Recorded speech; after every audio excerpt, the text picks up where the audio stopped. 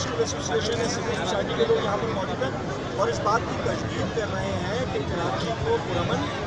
साफ़ सुथरा ग्रीन कराची बनाने के लिए हम मुस्तैद हैं। और मेयर की जो वो मुहिम है कि 100 रोज़ा मुहिम के जिसमें चंद इश्यूज़ को बेहतरी की तरफ ले जाएंगे, हम सब साथ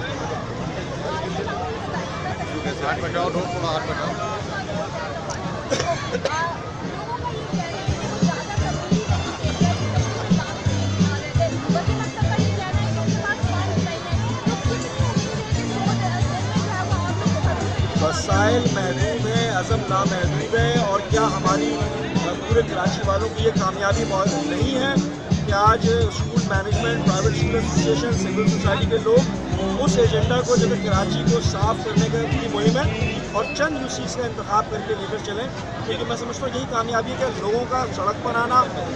इस मुहिम को मोरली सपोर्ट करना, ये कामयाबी की तरफ हम जा रहे हैं सब मिलकर।